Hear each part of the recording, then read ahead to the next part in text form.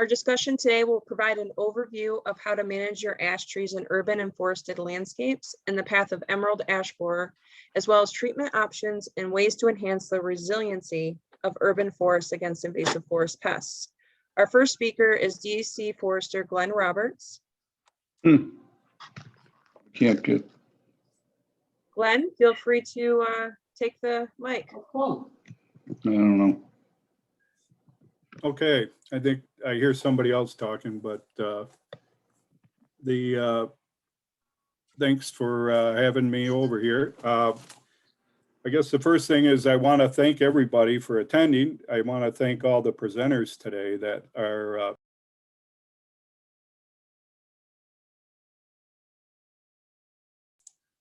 Glen? Can you hear me? Yes, I can.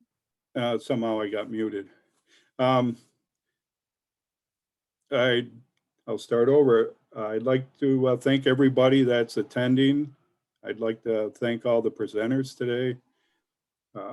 We've had a tremendous amount of research on the emerald ash borer, and it's taken a lot of people. We've learned a lot.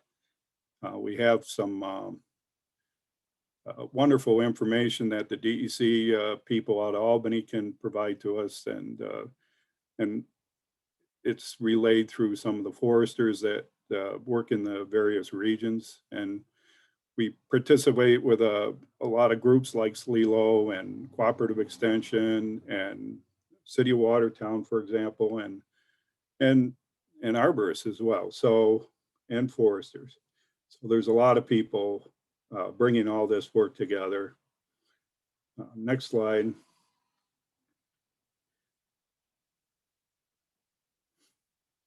The emerald ash borer, a lot of people are going to know quite a bit of information about this, but right now we'll do a general overview of the insect. First identified in the United States in 2002. Next slide. This is just a bird's eye view of give you an idea of what kind of how big this insect is. It's not very big, but by sheer numbers, it's a huge invasive. We have other invasives. This is a very serious one, and the commonalities for invasives would be that they have few natural predators. They have the ability to overpopulate, disrupt ecosystems, and in this case, kill trees. Next slide.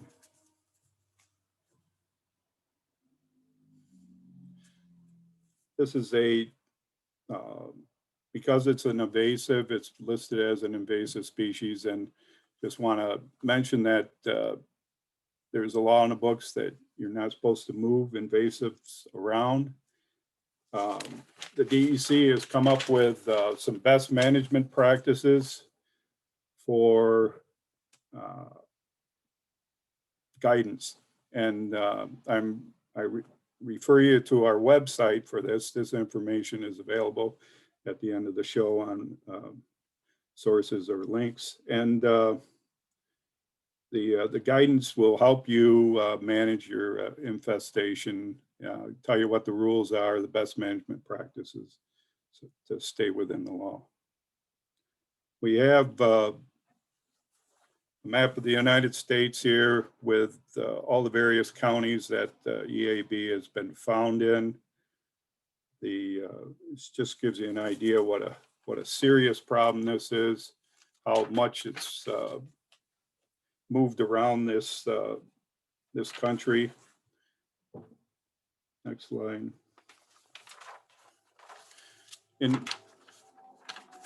As we go into New York State, it was introduced, first found anyways, in 2009. And now we can say we have it in all counties, except it hasn't been identified in Allegheny, Shenango, Essex, Hamilton, Herkimer, Lewis, and Washington County as of yet. Means of detection.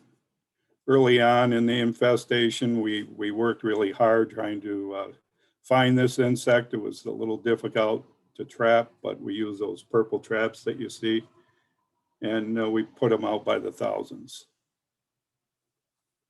What also is effective is girdling the tree. You can girdle a tree and it causes stress for the tree, and that will attract insects to lay their eggs there.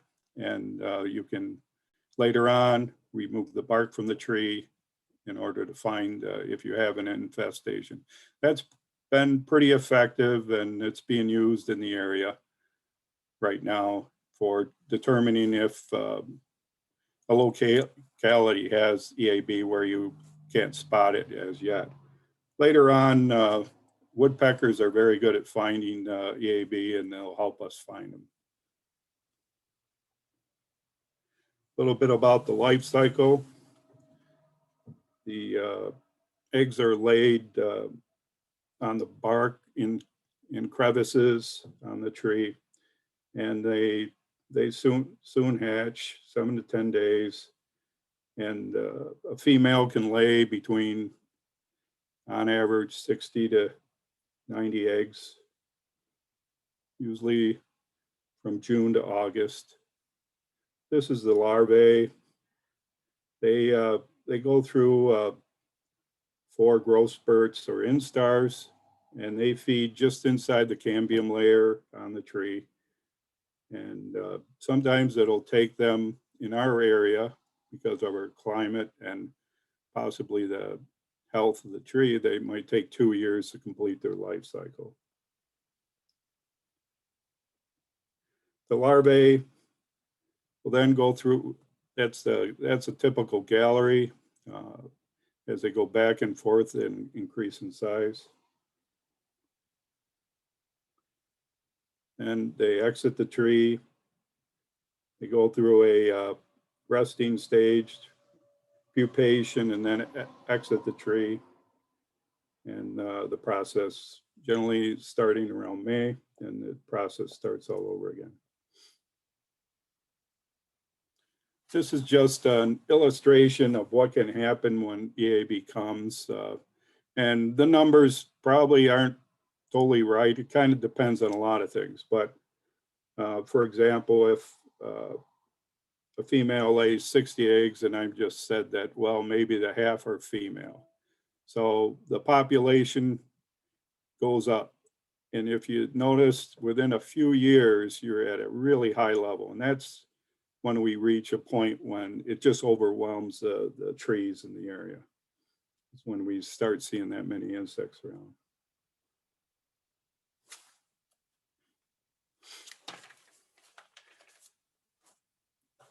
So let's going back to that graph again. So the, I guess, let's wait and make sure I got everything off here. I guess that just that trees that are already stressed by something else will die really quickly. So and it just takes a short period of time for the trees to die once it reaches high numbers. Next slide, please. This is a typical pattern that we see where you map the ash tree mortality versus the years of infestation. And they've documented this in a lot of different areas, and it seems to play out. The place located here was a place in New York State that had an infestation, and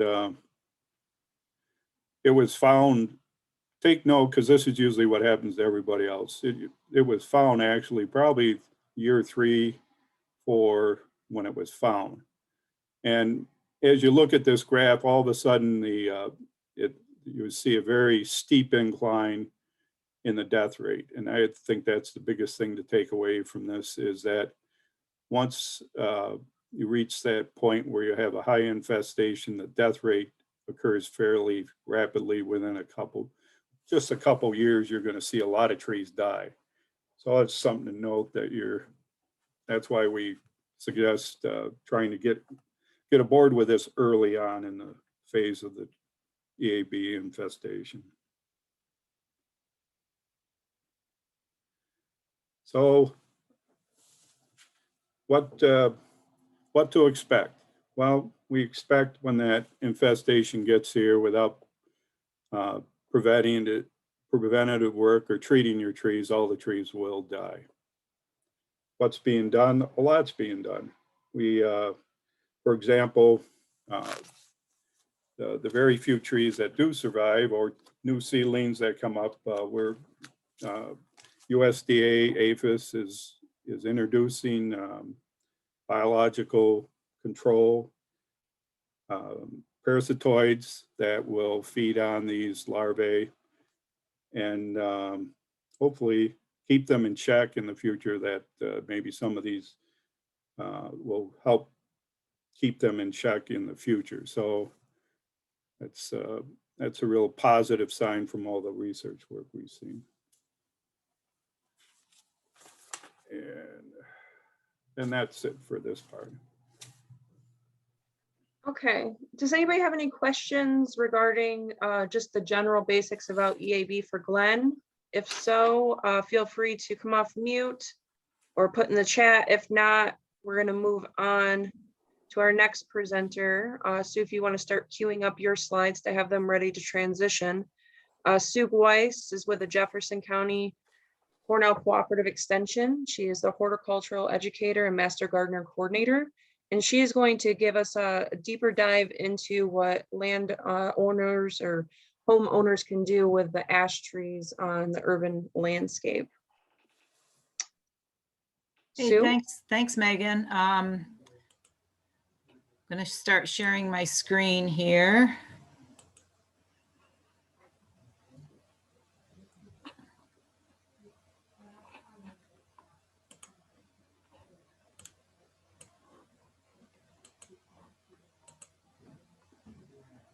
Okay, there we go. I hope everybody can see the screen with Emerald. You're great. Okay, perfect. Okay, so thanks, Megan. Thank you, everybody, for being here today. What I'm going to discuss is ash trees in the landscape. Okay, so if people have an ash tree in their yard, on the side of their property, things like that, that's what this presentation is going to be about. If you have ash trees in a forest setting, Glen Roberts is going to speak about that later. So I'm just going to talk about landscape trees. And, you know, now that Emerald ash borer is here, you know, what's the next step? So first of all, do you have ash trees? And ash trees have opposite branching as opposed to alternate. There is a maple tree called the box elder, which looks very much like an ash tree. It has compound leaves. The bark looks very similar, and it has opposite branching. And a lot of times people get these confused. Here at Cooperative Extension, a lot of times people come in with box elder thinking it's ash. So if you need help in identifying your tree, you can send a picture to me at my email address, which will be at the end of the presentation, or you can bring in a sample and we will identify that for you. They have what are called compound leaves, and these are various types of compound leaves here, but this whole thing is the leaf, this entire thing. If you just bring me one of these little leaflets, I'm not going to be able to identify it. So we need the whole leaf. And a lot of people also confuse ash with elm trees, and I don't know why. I think it's because they both have 3 letters in them. So the first thing you need to do is just make sure that you've actually got an ash tree. If you don't, then there's nothing to worry about. And here's just a picture of the bark of an ash tree, kind of those diamond-shaped furrows, light gray in color. Now, EAB only attacks ash species, and in this neck of the woods, we have green ash, mountain ash, or green ash, white ash, and a little bit of black ash. Emerald ash tree borer does not attack mountain ash. Mountain ash is a totally different family of trees. So if you have mountain ash, you don't need to worry about it. Just green, white, and black. And here's a picture, same one Glen showed. This was found in the Midwest in 2002.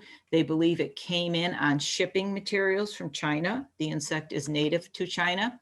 It attacks all ash species, and basically the larvae feed under the bark, effectively girdling the tree and killing it. And there's a picture of the larva in the various stages of its growth. The shape that the larva has is called nested bells. It looks like a bunch of bells stacked on top of each other. And the only time you're going to see these is if you're maybe cutting a tree or you're peeling back the bark, and then you may see them. Otherwise, they're basically hidden in the tree. Once they start attacking a tree, mortality occurs within 2 to 4 years.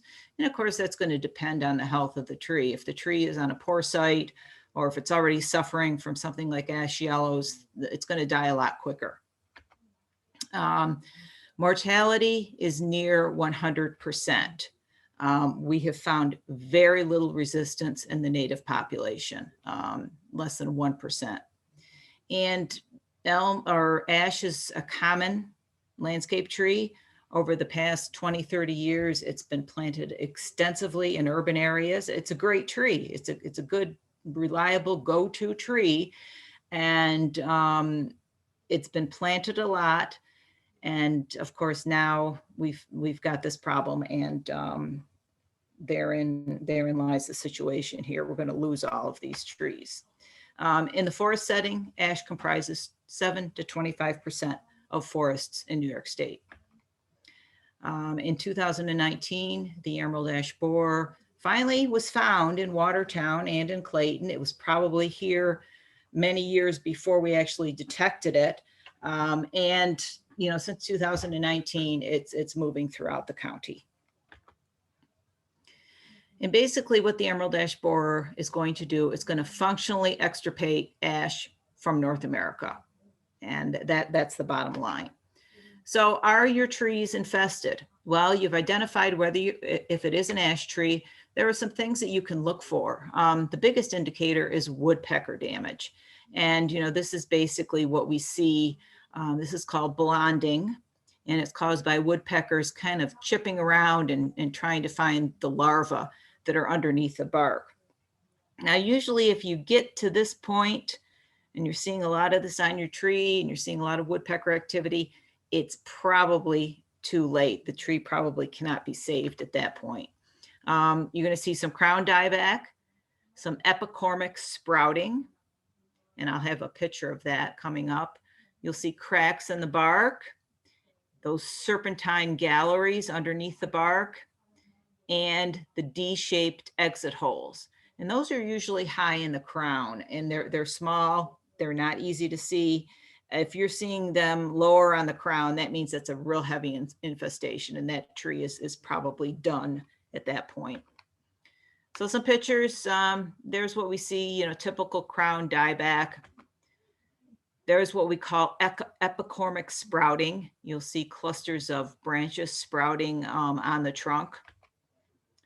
And here is a crack in the bark. And if you look closely inside of that crack, you can see some of those S-shaped or serpentine galleries. And then once that wood has been excavated, you can see this is the telltale sign of the emerald ash borer. And there are the exit holes. As you can see, very, very small.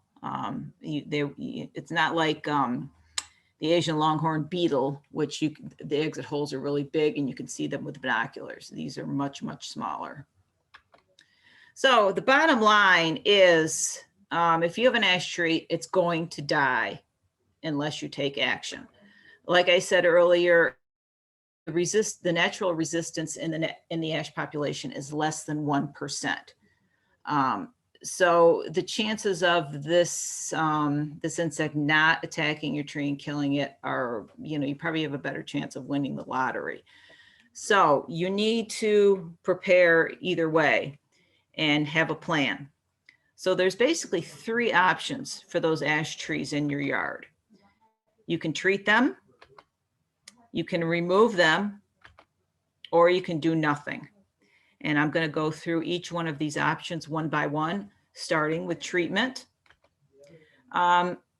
Trees can be saved. And if you have a nice, healthy ash tree in your yard, a specimen tree, like you see here, you probably want to save it. And these trees can be saved.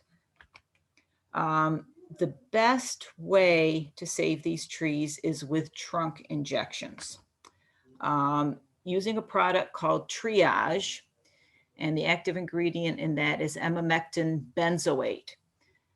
Injecting the trees with this product is 98% effective. Now, this isn't something you can do yourself. You have to have a certified arborist or a pesticide applicator do it. But if you do the Triage injections, it's going to save the tree. It has to be done every 2 years. Now, there are other options. There are basal bark sprays where you basically spray the bark at the base of the tree with insecticides. And that option is only about 70% effective.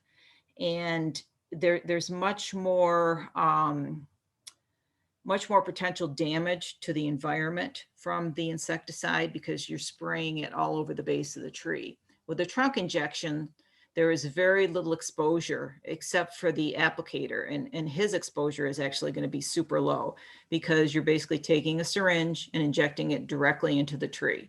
So really no effects on the environment. So the basal bark spray, like I said, it's about 70% effective. And then the only option that's available to homeowners is a soil drench. And that's only about 50% effective. And the active ingredient in that soil drench is a product called imidacloprid. And there are some issues with that pesticide. It has been implicated in bee colony collapse disorder. It has been banned on Long Island. If you're going to use this product, you don't want to use it near a well or near any body of water.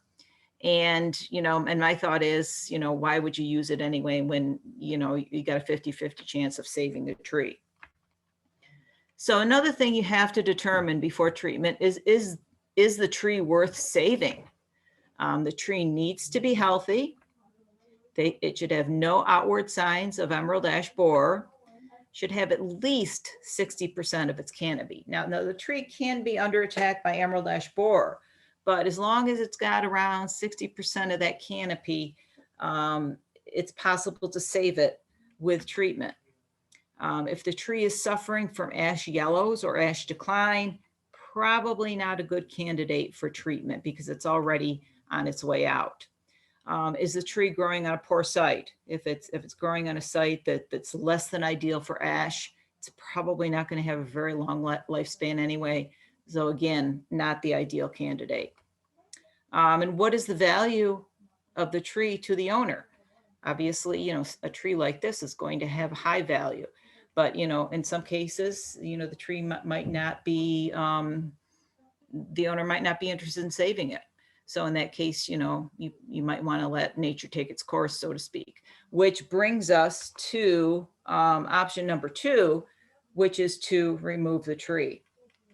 The tree should be removed while it is still green. And this is counterintuitive to most people because why would you remove a perfectly good tree? Why not wait till it gets attacked? If the tree is attacked and it gets to the point where it has more than 30% canopy dieback, that tree becomes a hazard. A problem called ash snap develops. And I want to talk about this a little bit more and explain this to you. With ash snap, your ash tree may look fine to you, could have very little canopy dieback, maybe no sprouting, maybe not even any woodpecker activity. But if that emerald ash borer is in that tree and it's actively feeding, the wood is drying out. And the feeding of the emerald ash borer causes the wood to become very brittle. And the wood loses its tensile strength. And this can happen after only 1 to 2 years of infestation. and this is a quote from Davey Tree Service, a 5-inch diameter limb will break with the same force as a 1-inch limb in a healthy tree. So what this all adds up to is that we're seeing catastrophic and unpredictable trunk and branch failures on these trees with no load, which basically means there can be no wind, no storm, no ice, and the tree will uproot. It will break very low on the trunk. Large branches will come down, and there's no way to predict this. And here's just a picture of an ash on a trail that failed catastrophically. And this becomes a safety issue, because if you let these ash trees get beyond that 30% dieback when ash snap is developing, and you call somebody in to remove that tree, they aren't going to be able to climb the tree. Tree companies are not letting their climbers go up in these trees because they are dangerous. So as a result, you have to bring in lifts or cranes, something like that, to remove the tree, and it's going to be a lot more expensive. So if you have an ash that you're not interested in saving, you need to remove it. And of course, it's a liability issue too. You know, if these trees come down in an uncontrolled fashion. So here's just some more pictures. As you can see on this one here, you know, this tree fell very low on the trunk. Another one here onto a trail. And obviously these are forest settings, but here's a residential setting where the tree actually uprooted and came down on it looks like a road or a driveway. And of course, the final option is to do nothing, which as people, you know, we tend to ignore things and we're not really proactive. But in this case, you need to be proactive. This is the worst option. It's a huge liability and safety issue for a homeowner, because if this tree comes down, you know, on not only your house, but your neighbor's house, on power lines, on the swing set, into the road, etc., you're going to be liable for that. And it's going to be much more expensive for you to clean up a tree that has fallen down versus having one taken down in a controlled fashion. So this is from Brian Skinner. He passed away a couple of years ago, but he was an excellent arborist for National Grid. And he says, if your tree fails and causes a power outage, you are responsible and will be billed for cleanup and associated costs. And he suggests that you check with your homeowner's policy to make sure that you are covered if your option is to do nothing. So that's kind of the overview. If you want more specific details on your landscape trees, you can contact me here at Cooperative Extension. There's my email, my phone number, and we have a list of certified arborists and pest control applicators that can make applications to trees. And then, of course, we're going to be hearing from Glen Roberts shortly about what to do in a forest situation. So that's all I have. Excellent. Thank you so much, Sue. If anybody has any questions, feel free to ask them now, put them in the chat. We did have some chat box questions, but I believe we answered it. I was talking about how they had a larger tree in their yard, smaller trees. She could tell the signs of presence, but couldn't tell with the larger tree, and was curious if it could somehow be resistant. And we explained that what you said, the trees are not resistant, and that she's likely just not seeing it as higher up in the tree, the presence or the signs of presence, and encouraged her to take your advice on treating the tree or removing the tree. So with that, I'm going to go ahead and move on to the next presenter. We have Abby Jancy with Arbor Care. If you would like to go ahead and queue up your slides and share your screen. Abby is going to talk a little bit more about tree injection.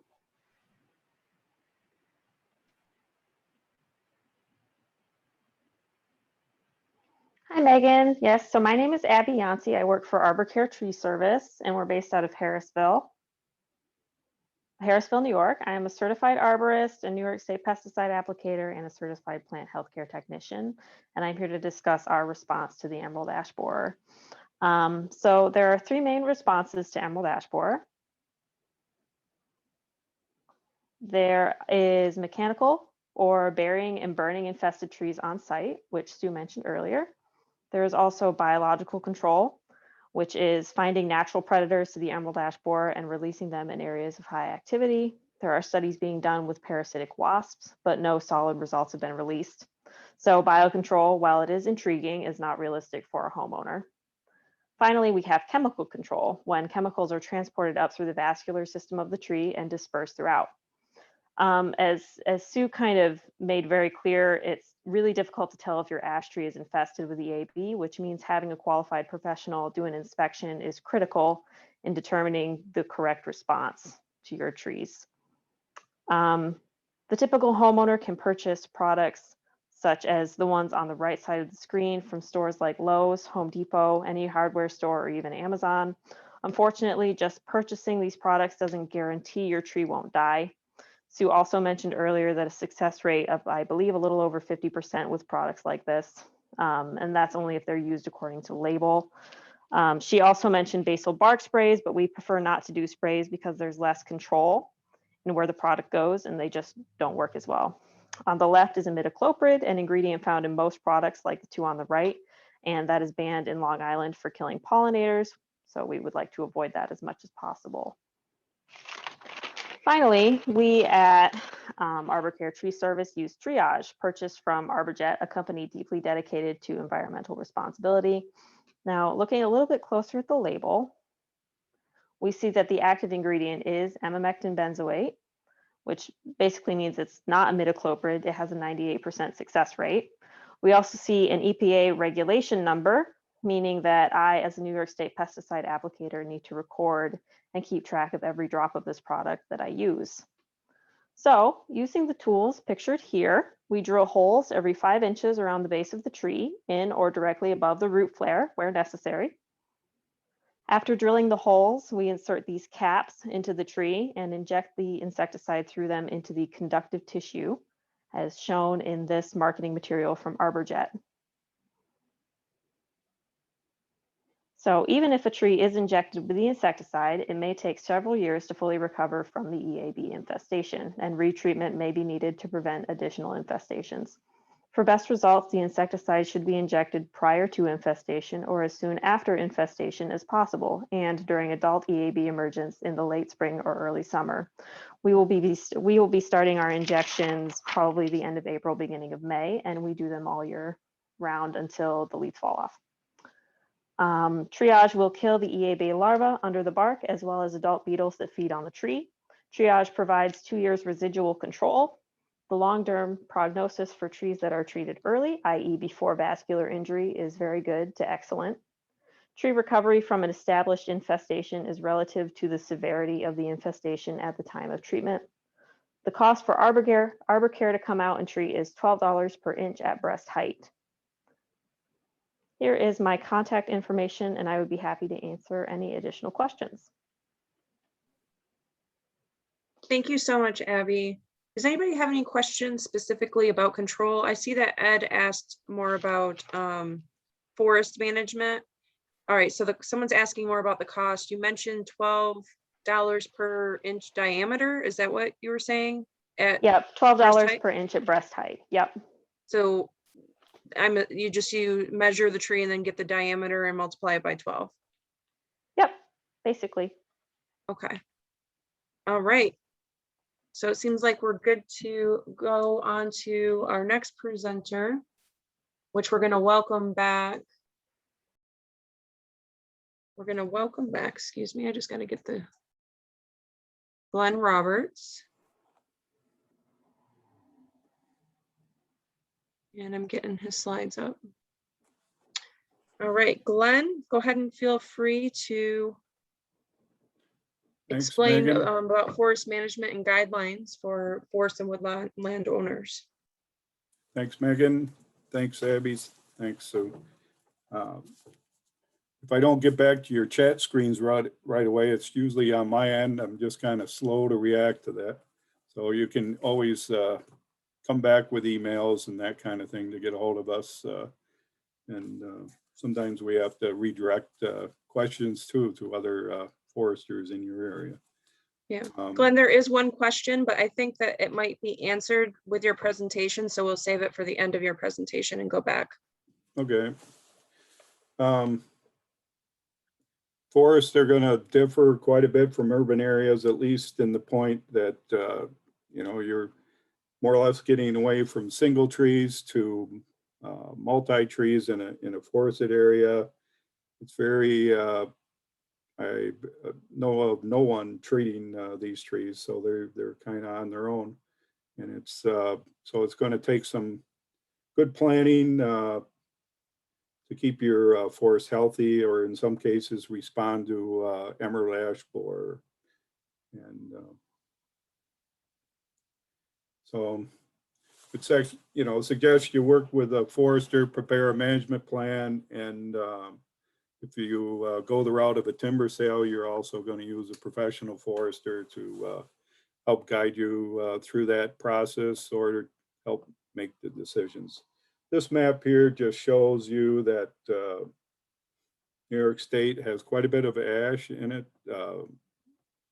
8% by some people's numbers. It's just some areas are going to be more concentrated than others, and it's going to vary throughout people's forest land properties.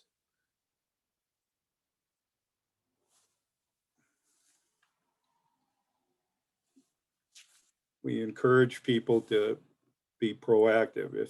If EAB has not been found on your property, then you want to get going because there's a lot of things to be thinking about, things you can do now versus when all the trees die. You can do things like, in some cases, you need to start some regeneration in places where you might have a lot of trees coming out. If you have an invasive problem, if you're going to allow more sunlight to hit the forest floor, that invasive problem is going to increase. If you're looking to salvage timber, that takes time and planning so that you have desirable outcomes. If not, you could have things such as collateral damage to trees you're trying to save, deep ruts. So you need to involve a good forester in that process. If you had a road such as this where you have quite a few ash trees, this looks like a real headache to me. If that was my access road to my property or a trail, I would be worried that I'd have a lot of work to do all at once. So you can possibly you know, look at these areas, get going on them now, try to take some of those trees down, learn how to equip yourself with safety equipment, take safety courses on how to fell trees, that type of thing.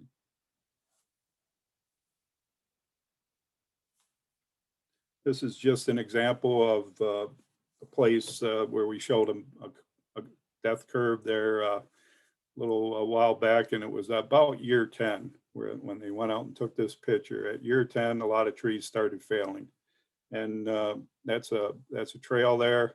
So it's quite a bit of, there's a concern for danger. There's quite a bit of work now just to open that trail back up again. There is definitely a ecological loss that we're all experiencing, and I think since it's come over a long period of time, we've kind of got a little bit used to it, even though all the trees aren't gone yet. But it's really a shock to us. You know, the ash was an important tree for starting new saplings in a brushy field, where it would start converting the field over to wood. So very important ecological tree. We've seen it has a huge presence on wetlands. A lot of animals you know, when you have a high percentage of trees that are ash in the state, it's definitely a big loss. And that's one thing we're concerned or feel, I guess. So what happens when it comes along? Good question.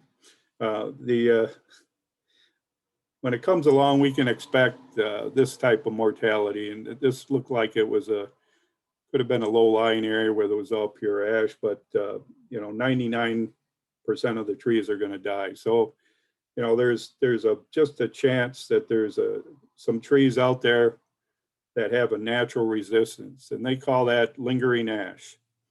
And we don't expect those trees to be successful reproducing on their own in a natural environment. One, there's not, it's not likely another resistant ash is going to be that close to so they can pollinate each other. And so those ashes will probably succumb to EAB as well. But research has found that if they collect genetic material or cuttings, and they're grown in a nursery, and then they cross those plants with other lingering ash, that the resulting progeny are very resistant to EAB. And that's where they're at right now with research, and they've already crossed them, and they have resistant ash trees. And eventually they'll be able to share those with nurseries. They'll take clones of those and reproduce them for sale in urban areas, probably to begin with, and maybe outplantings eventually. But if somebody was interested in doing what they could to protect the ash resource, there's a program underway that is called monitoring and managing ash. And that program was developed to help conserve the ash resource.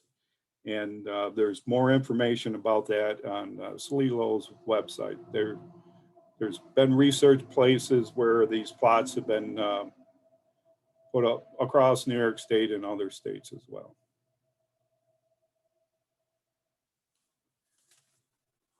When we get to woodland management, what we're into now, we're kind of into a salvaging operation, and it's a little different. We can still bring this about, but to look at the whole property. But sometimes salvaging operations, you take different approaches. But for all foresters, we like to work with landowners and find out what their goals and objectives are. And there's also going to be considerations you're going to have with what the species composition, in this case, how much ash you have on the property, the size of the stands out there, and the quality. That might be important when considering whether or not you want to have a harvest or just harvest the tree yourself and do something with it.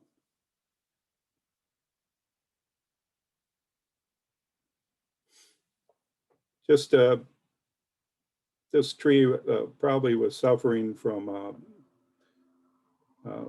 another problem other than EAB, but dieback has been fairly common. We've been living with that for a while. There's other problems that ash trees have, and there's other problems that people have in woodlots. And so I will, would say that all needs to be considered when you're evaluating your property.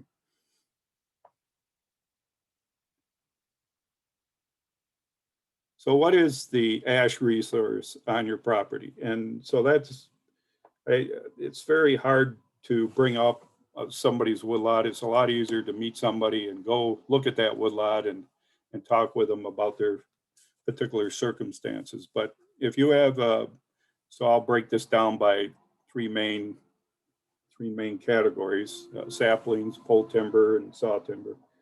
And there's other things to consider, such as wildlife, aesthetics, water quality, recreation, all these things come into play when you're looking at managing your property. So your objectives as a landowner are very important. But so when we look at the stand, you know, if we have a young stand, you look at how much ash is there to see what might be needed. Quite often you're not going to be, ordinarily we don't think about regeneration in that type of stand, but if there's a high percentage of ash, we need to. And what we need to do is evaluate that as well, because if we're getting a high percentage, then it's going to, once we increase the light there, things are going to take off if they're present in the understory. And if they're invasives, something like buckthorn, honeysuckle, that's not good. And in some cases, you might talk about restoring the stand where you could introduce something that you might not have on your property. For example, red oak might be a tree that could be planted in an area where you're trying to recover something that you don't have.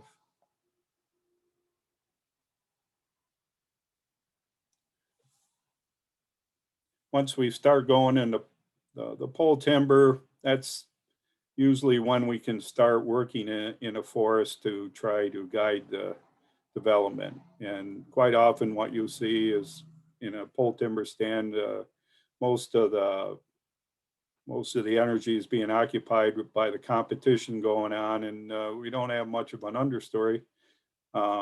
We have, in some cases, we can, you know, start selecting trees. If we have a low composition of ash in the stand, well, maybe that's not a big problem. Maybe we can just salvage that for firewood and be done with it. But sometimes we may have to consider other things as well.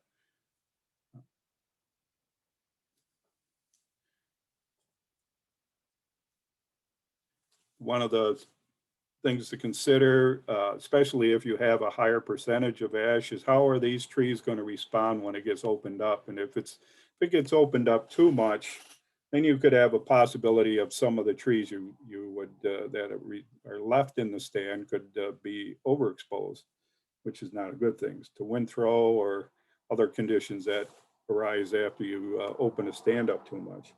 And so sometimes you might want to get ahead of the EAB and go select your crop trees, thin around them first, and then by doing that, they'll respond to that treatment before the EAB comes and be hardier, more or less.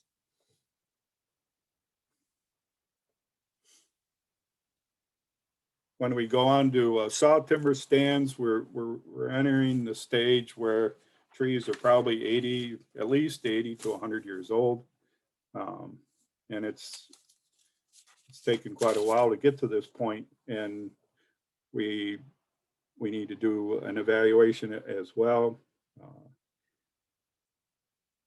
One of the evaluations are, well, you know, they really, it'd be important. I don't think it's going to be too common, but, you know, it's still important. If there's a high percentage of ash, then you can possibly have gaps in your stand, which you really don't want to do in a hardwood stand. You definitely wouldn't want to be changing, cutting other trees if they're not mature.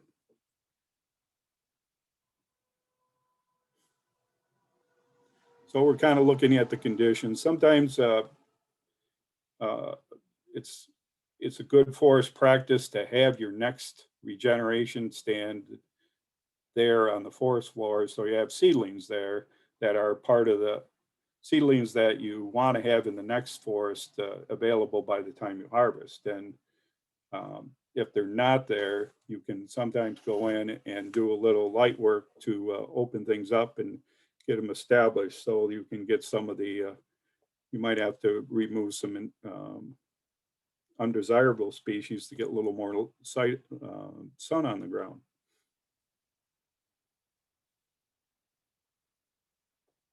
This is probably one of the few times I'll say it, that you cut the biggest ash trees first. You might do that if you were in a situation where you're opening the stand up too much. So it has to be evaluated. But ideally on a salvage operation, you're trying to get the most valuable trees out of your forest so you don't lose that money. we have money, you know, we've grown those trees out for 80 years, 80 to 100 years, and we want to recover some of that so we can use that money on other areas on our property as well for management purposes.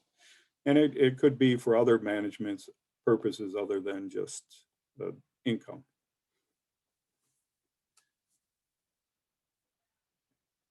How much volume do you need? Well, one person, if they had a tractor, they could haul out a log, take it to a local bandsaw mill and get it sawn up. But in order for an operation to come on a property, they need a pretty good volume of wood.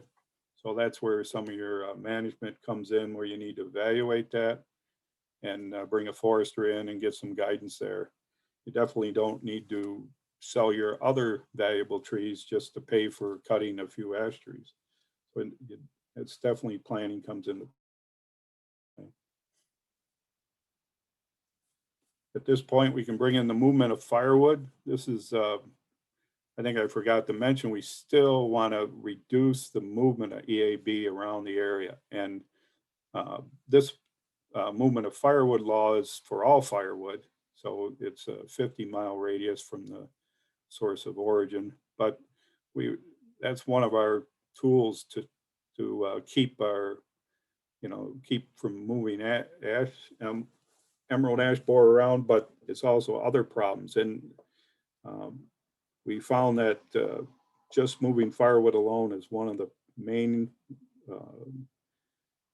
things that have helped this emerald ash borer get as far as it has so far. And some parts of our area do not have EAB yet. And if they get there by themselves, which they only go about, they say about 10 miles a year, it would take a long time to reach there. But it's moving that infested material around is where we have the problem.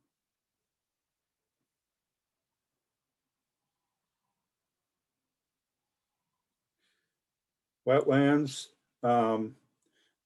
Wetlands are hard places to manage. It's a very fragile environment. In some cases, we'll find in this area some of the wetlands that are heavily dominated by green ash. There's a lot of problems with cutting all the trees out of there. There's definitely a regulation in place that we wouldn't want to be violating, but there's problems that you have with invasives out there. We could be, if we're cutting a lot of, we're going to see some problems with the hydrology in the wetlands. There'll be a lot of problems there. Definitely need to make good planning there.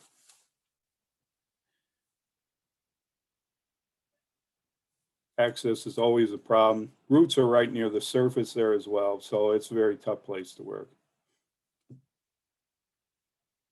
I did see somewhere in the chat box that talking about, I think Dan mentioned it, about getting management plans. That's hugely important. You're right, Dan. And it's still often time to do it, even if we're in a salvage situation. But there's a lot of things out there we need to. There's a lot of time to do that, and you can work that in with your foresters.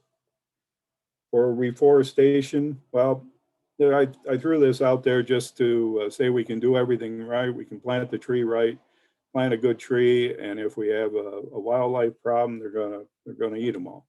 So you got to do a little planning there, and make sure that if you're going to be planting trees, and you got a problem with something like deer, you need to protect them. Plant fewer trees and maybe cage them. There's a couple programs where one's going to be coming out. The Regenerate New York may have some funding available for landowner assistance. The EQUIP program, that's also a program that could have some funding available for replanting, but it's going to require some planning on your part as well.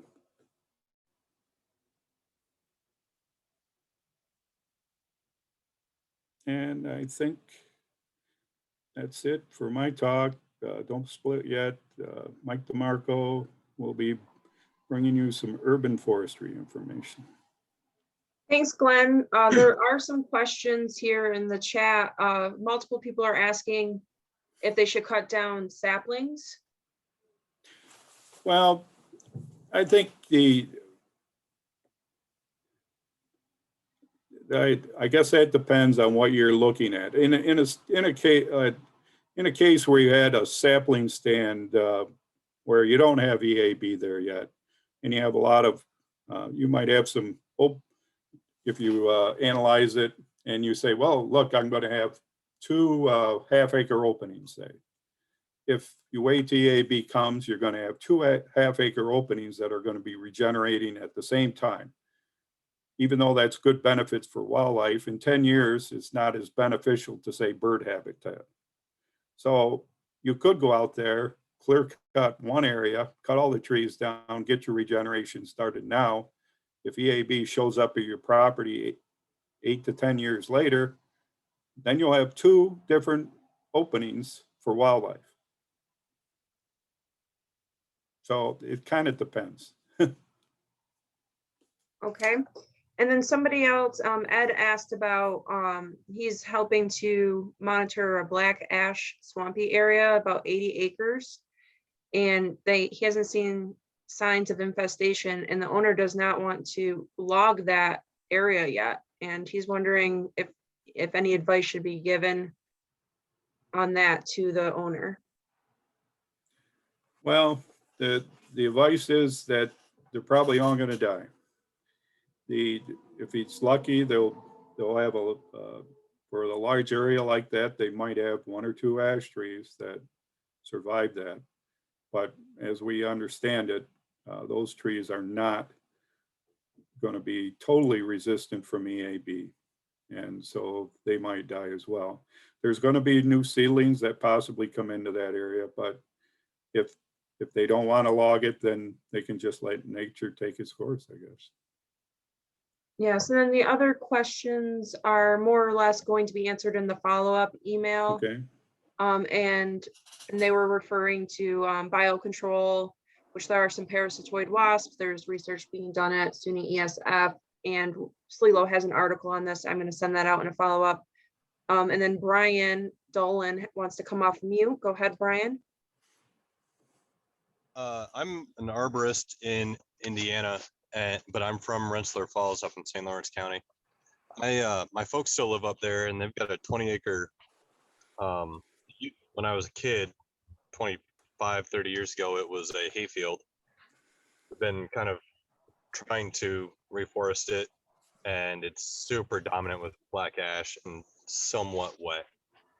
I was wondering if there are species you recommend for planting to, be successional, to come in after these probably 30-foot, 25-foot ash trees are out of there.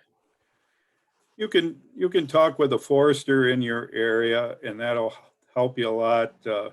Silver maple and possibly swamp white oak are 2 good ones. And it kind of depends. The swamp white can't really have too much flooding. They tolerate wet soils. There might, if you have a little bit of elevation, your options increase. So it might take an evaluation to look at that, but silver maple for sure, if it's really, they can tolerate flooding. All right, excellent. Oh, was there more? No, I just said thank you. Oh, okay. Thank you so much, Brian. Okay. Just one addition on that, the biological insects, and they have had good results in some areas, and it's probably hard to find them, so people are testing for them. They survive, and they're hopeful that they're going to follow along with any seedlings or young trees that might be coming up in the future. So they just don't have any hope for them to stop this initial wave coming through when we have such tremendous mortality though. Excellent. All right. Well, thank you so much, Glenn. I would like to invite Mike DeMarco, the City of Watertown planner, to discuss the city's response to emerald ash borer. Mike, would you kindly share your slides with us?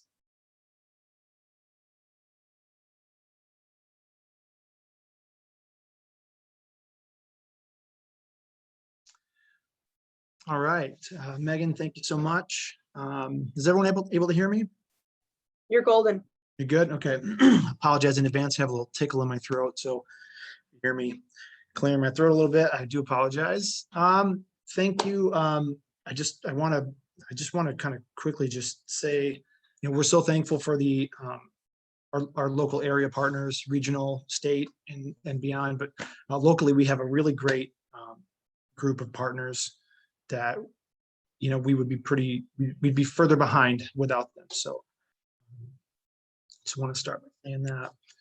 Here you can see the EAB and ash management strategy that the city has adopted currently, and it is a strategy. So it, you know, depending on infestation levels, how quickly they begin to rise, we may have to alter certain pieces of this strategy as we go on.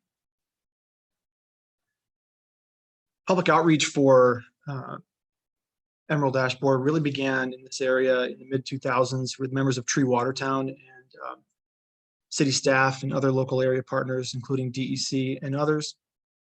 But once EAB was discovered in 2019 here in the city, an informal but effective local EAB task force was really came together, and consisting of folks that are presenting on this webinar, also National Grid. We knew it was important to reach out to our elected officials, as well as the general public at large, through press releases and workshops and such. But through our partnership with Cornell Cooperative Extension, members of Watertown, and Cornell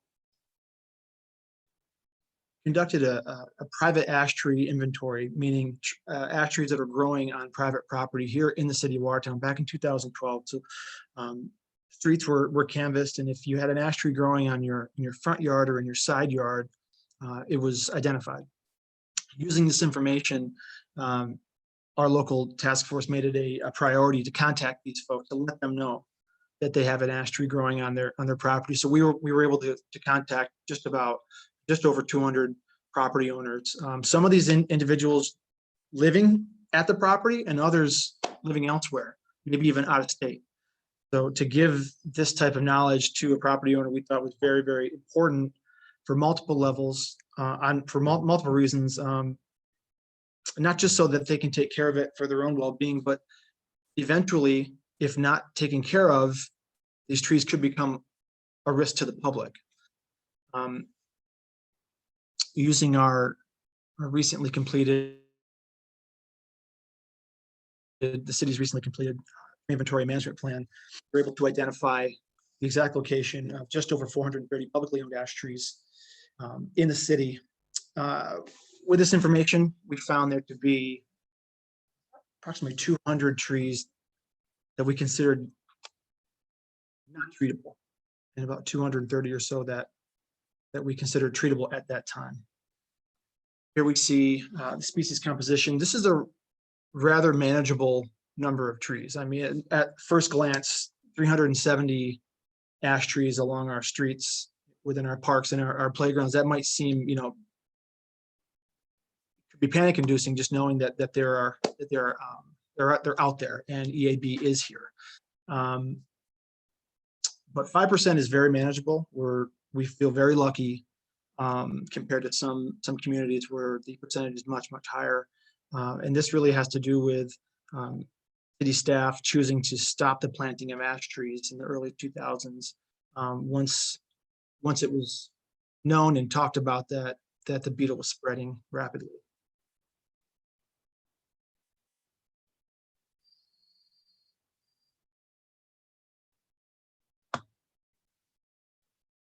As I mentioned, we identified roughly 200 ash trees considered not treatable. So because we knew that there was funding, a potential funding issue for widespread treatments, we had to kind of think, we had to kind of quickly identify trees that we were not going to treat. So any ash tree with a condition rating less than good is immediately thought not to be treatable, which left us with a bit of a jumping point.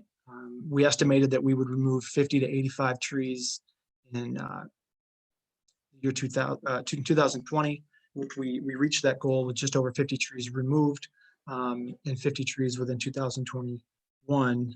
Currently, we are at 63 takedowns and estimate that we are at infestation year 6. So we expect to see the exponential curve really start to take hold and more trees beginning to look poor and dying.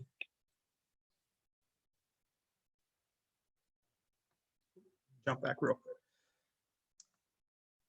These areas here, identified purple, these will be our priority planting locations in the year 2022, next year.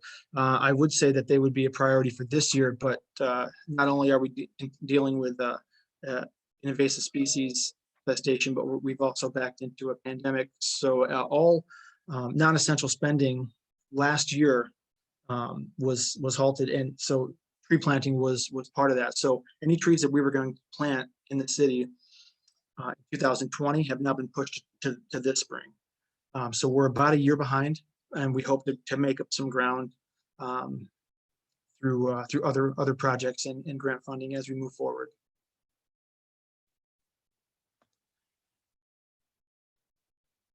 I reached out to our partners at the city's partners at St. Lawrence County EAB Task Force.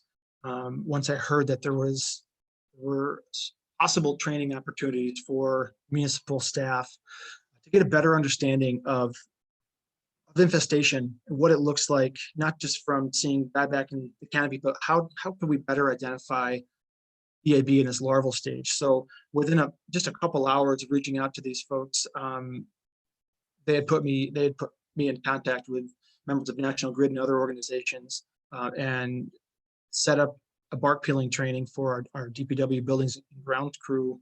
And we really value that partnership. We thank them.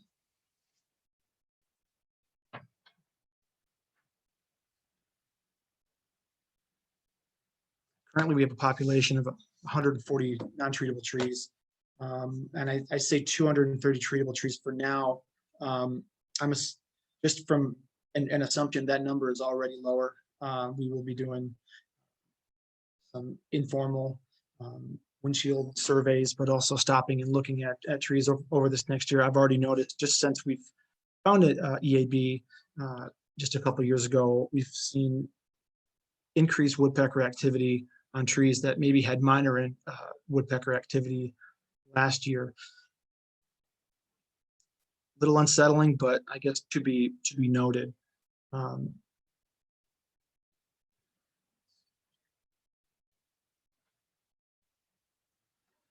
We began treatment of our treatable trees in 2020. I mentioned that non-essential spending was halted, but grant funding was still permitted to be spent. So with the help of our partners at New York State DEC, we were able to reallocate tree planting funding to help us treat trees. With the momentum of that spending, members of the Northern New York Community Foundation and Watertown Union Rotary Club assisted the city by donating some funding to help treat ash trees. This also spurred private donors. So we were able to get about $500 extra from private donors. So in total, 57 trees were treated, and we hope to be able to treat all of these trees again, as the city recently was awarded a tree maintenance grant through New York State DEC's Urban Community Forestry Grant Program. Having limited funding, we had to identify where and what trees we were going to treat. So again, they had to be in what was considered good condition at the time of inventory. And then they also had to, the trees also had to fit in one or more of these categories. And obviously the more categories that a tree fulfilled, the higher priority. Here we see Thompson Park. This is a culturally important space here in the city of Watertown and regionally as an Olmsted design park. So this was obvious that we would treat here. Another strategic area is within the city's downtown arboretum. You look on the right-hand side of the screen, you can see elms back in the day. Canopies almost touching certain areas and touching in other areas of the street. Just a majestic, beautiful, historic area where trees were planted and planned for planting back when the city of Watertown was just a village. Here you see the center photo in our with the street lined with ash trees and identified in our asset management program here on the left. The map that our GIS department together for us, just to show where in the city ash trees were treated and what the funding source was. We hope to be able to treat all these in 2022.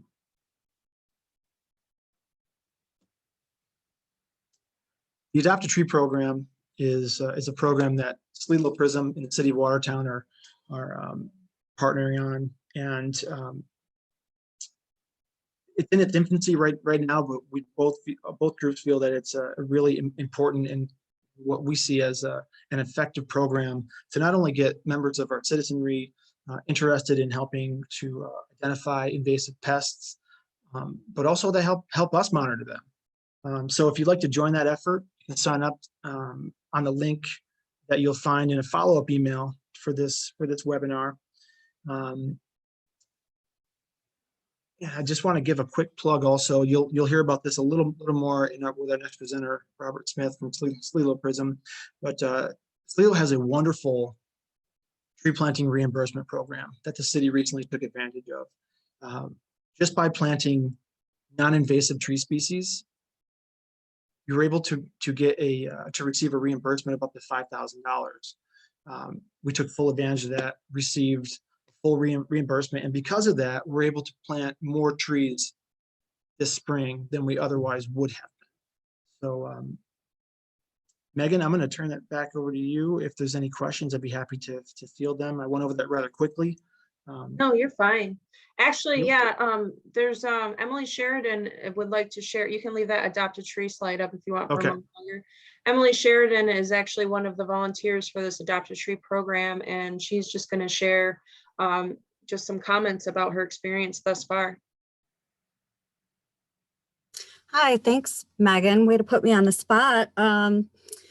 Yeah, I, heard about this Adopt a Tree program on the webinar that SLELO PRISM had offered last year. And I live downtown and I thought it was a nice way to volunteer and, let Mike or, the city of Watertown know if I see any problems. So on a quarterly basis, I have it saved in my calendar that I take a walk downtown and take a close look at all the trees. And if I notice any damage or anything that might be of interest, I let Mike know just through an email, and I send him any pictures.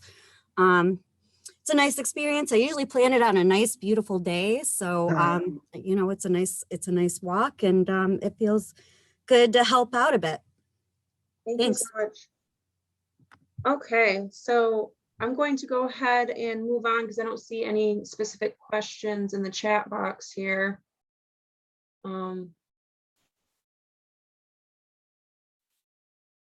Okay, yeah, it's not more of a question. There's more comments in here than there are questions. So Robert Smith is our Terrestrial Restoration and Resiliency Coordinator, and he is going to talk more about how you can select replacement trees for resiliency in your urban forests.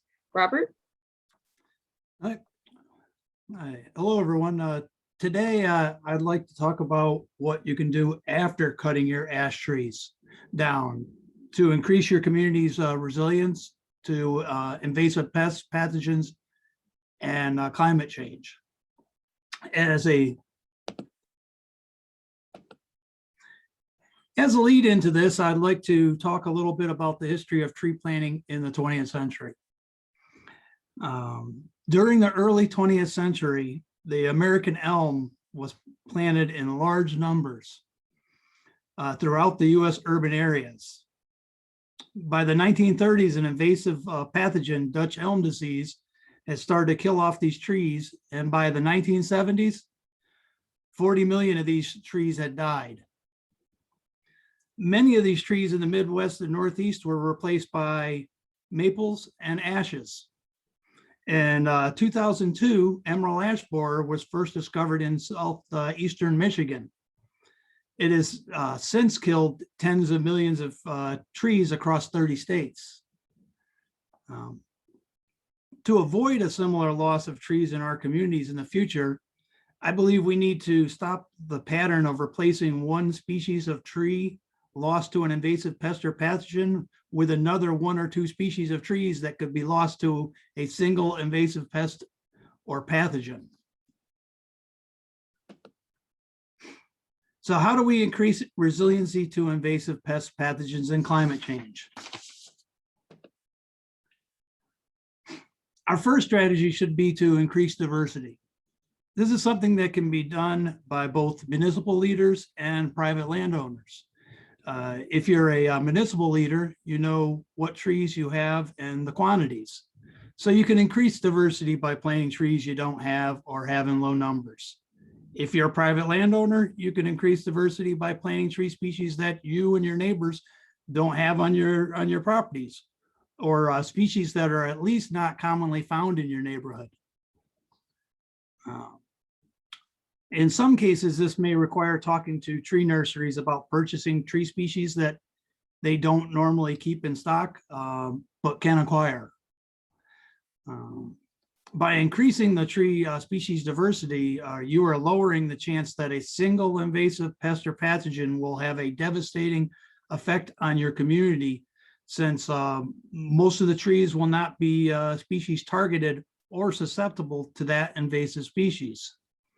And this should minimize the resources required for dealing with any given invasive species, and maintain those ecosystem services associated with the presence of trees, such as improved air quality, reduced greenhouse gases, reducing stormwater runoff, lower heating and cooling expenses, and many, many others.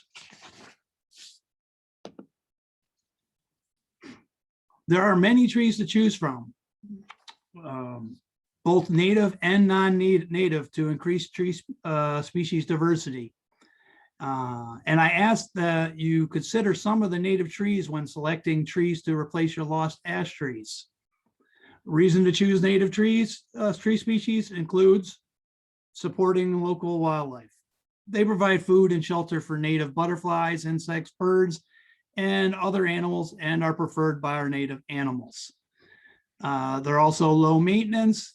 When compared to non-natives, they require less water, little no fertilizer, little to no pesticide, less pruning, and thus less of your time. They're also unlikely to be invasive or overly competitive with other native plants.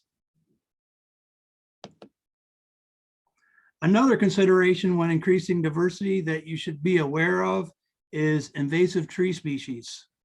While most non-native tree species are not invasive, a few are, and these should be avoided.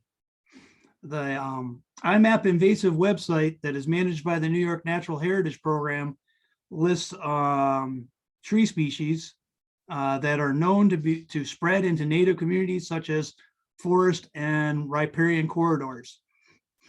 Now, when you go into that site, you'll see that it's all they're mixed in with all the trees. So what I'd suggest is that if there's a particular tree you're thinking about purchasing and planting, there's a search mode on the website and just search for that tree, and it'll tell if it pops up, then that's one of the ones that's known to spread out into natural or native communities.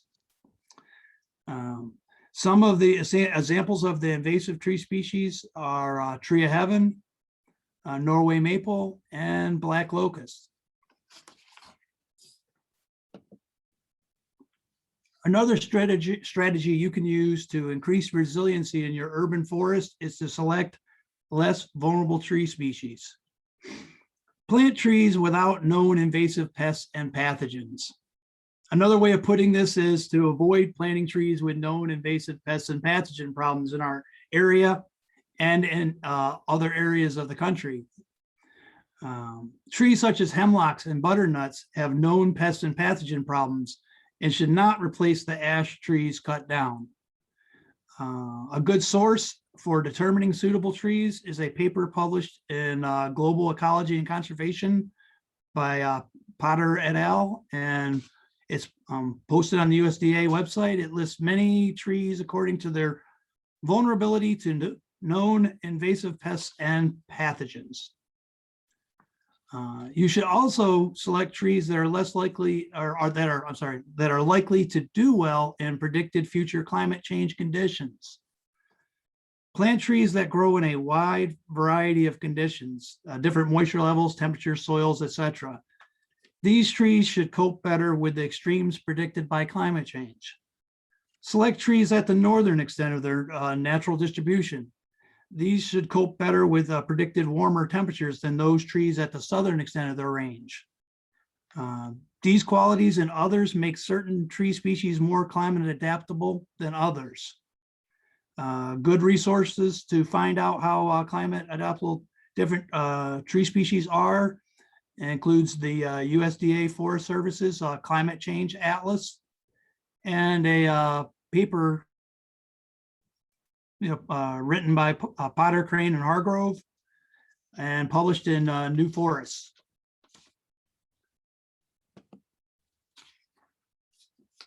And you should always consider right tree, right place. Why? Because healthy trees are more resilient trees. And each tree grows best in the conditions that they are adapted for. So each location must be carefully matched with tree suitability. Some of the environmental factors at each planting site that must be matched with the appropriate tree species are, the soil type, pH, salinity, shade tolerance, cold hardiness, moisture levels, and growing space. And this concludes my presentation. Thank you, and please visit the SLELO website for the Urban Forest Sustainability Guide, which goes into more detail about increasing resiliency in the urban forest and for other urban sustainable resources.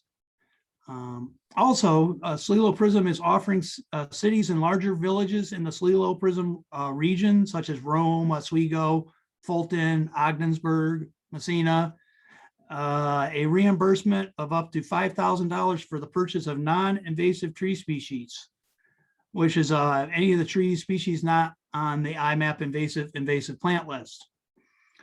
Requirements for reimbursement are real simple. Attendance of a presentation about the Urban Forest Sustainability Program by the municipal leaders involved with the tree management, and receipts from this year showing the purchase of non-invasive tree species. Our resources are limited, so we can only provide the reimbursement to one, maybe two municipalities this year. So if you are a municipal leader for one of the cities or larger. Robert, we can't hear you anymore.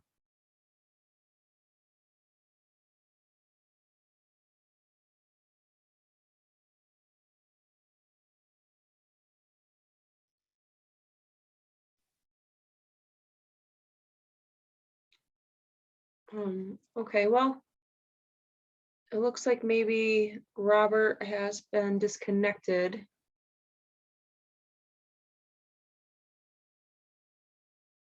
Okay, so I will be putting information for our urban forest sustainability initiative in a follow-up email. And all the speaker information will also be included in that email. So anybody who is interested in learning more about the urban forest sustainability initiative or anything else that was discussed today can go ahead and reach out to the presenters and have a discussion about those questions. Does anybody have anything that they'd like to say or any questions that they'd like to ask the presenters at this time? If not, then that concludes our presentation today. There will be a recording along with the slides from today available in the follow-up email. Oh yes, the credits. Thank you so much for reminding me the poll. I'm going to launch the poll now. Go ahead and take the poll if you are interested in receiving continuing education credits. Thank you so much for reminding me, Stephen. Thank you for coming.